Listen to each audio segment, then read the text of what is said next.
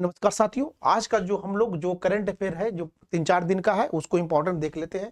देखिए एक जो है आपका बागरी बागरी एक बांध है जो न्यूज में रहा था, उसके लिए बात द हिंदू से कवर किया गया है। इसको एक सुरक्षा मानकों को लेकर गंभीर खतरा को लेके हुए नर्मदा घाटी बेसिन को जो क्या किया गया है, एक कारण बताओ नोटिस दिया गया है, ठीक है। तो इसलिए ये न्यूज में रही थी, क्योंकि ये क्या है, ये जो है आपका बागरी जो है किसका, नर्मदा घाटी बेसिन जो है, नर्मदा घाटी बेसिन का एक बहुउद्देशीय परियोजना है। इसमें देखिएगा कि इसका प्रमुख बहुउद्देशीय परियोजना है, जिसका इसका निर्माण वो सिंचाई के लिए, पेयजल के लिए सॉरी और जल विद्युत आपूर्ति के लिए किया गया है। यदि इसका लोकेशन की बात करेंगे साथियों, तो एमपी के जबलपुर में है और यह क्या नर्मदा नदी पे कहीं न कहीं बनाया गया। ये देख लीजिए नर्मदा वैली प्रोजेक्ट है। तो देखिएगा यहाँ कौन सा ये एरिया देख रहे हैं आपको, कौन सा हो गया, बागरी डैम है। जो न्यूज रहा था इसको नोटिस भेजा गया था, तो इसीलिए आपको लोकेशन बेस्ड क्वेश्चन बनेगा यहाँ से, इस बात को ध्यान रखिएगा। अगला देख लेते हैं हम लोग। देखिए कश्मीर में एक है जो मारखोर एक कश्मीरी बकरी है, जो कहीं न कहीं इसकी इसलिए न्यूज में रहा था कि अभी इनकी संख्या लगभग 200-300 रह गया है। जो कहीं न कहीं एक स्पेशल प्रकार की बकरी है, वहां गोट है, जो भारत का सबसे दुर्लभ जंगली बकरी है, जो स्थानीय स्तर पे क्या हुआ है, विलुप्त हो गया है।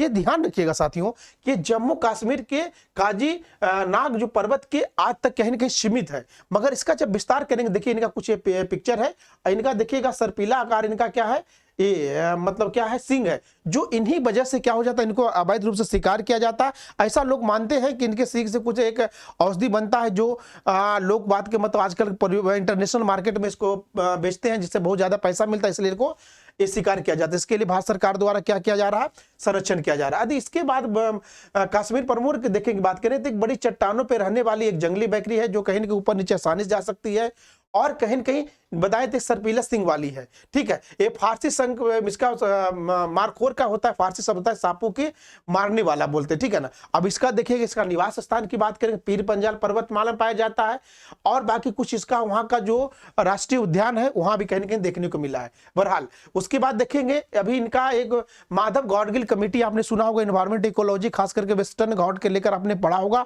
एक गौडगिल कमेटी के बारे में आप लोग पढ़ा होगा, नहीं पढ़ेंगे तो पढ़ लीजिएगा।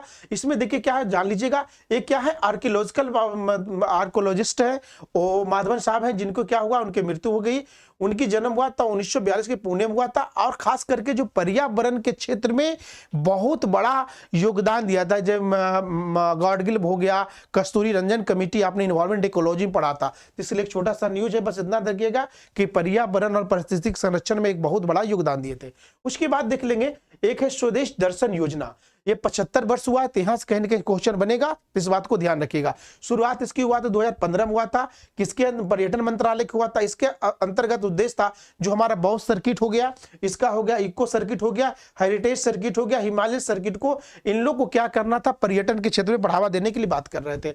आदि भारत में पर्यटन को बढ़ावा देने के लिए भारत सरकार द्वारा और क्या गया, जैसे प्रसाद योजना है, चिकित्सा पर्यटन है, माइक है, रोजगार है, समृद्धि है, और देखिए कुछ स्टेट सरकार द्वारा भी कहीं न कहीं लोगों के लिए, जैसे कि केजरीवाल सरकार के द्वारा दिल्ली में तीर्थ यात्रा किया गया था, तमाम चीजें सरकार द्वारा किया जाता है, ताकि कहीं न कहीं लोगों एक दूसरे से जुड़ते रहे, एक कल्चरली बात के मतलब हम लोग प्रमोट होते रहे। साथ ही साथ एक बहुत बड़ा न्यूज आ रहा था लाइव मिनट में, कि वर्चुअल डिजिटल डाटा एसेट्स, जो आजकल जो आपका जो वर्चुअल जो भी चीजें हैं उसको डाटा एसेट के अंतर्गत लाने का प्रयास किया गया है। तो इसमें ध्यान रखिए, इसको आभासी डिजिटल परिसंपत्ति क्या है, इसमें 30% आपको टैक्स लगेगा यदि आप क्रय करते हैं, विक्रय करते हैं, खरीद करते हैं। तो अब देखिए किसके अंतर्गत आता है, जो आयकर अधिनियम, इनकम टैक्स अधिनियम 1961 के अंतर्गत आता है। कोई भी डिजिटल रूप में उत्पादन, सूचना कोड, संख्या, टोकन या भारतीय हो या विदेशी के रूप में हो, उसमें इसमें शामिल किया गया, जिसमें क्रिप्टोग्राफी भी इसी तरह का काम करता है।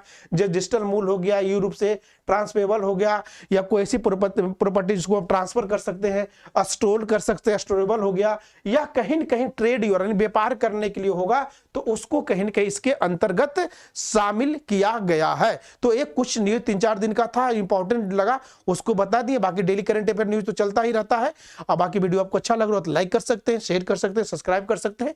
धन्यवाद, मिलते हैं फिर अगले वीडियो में। थैंक यू साथियों।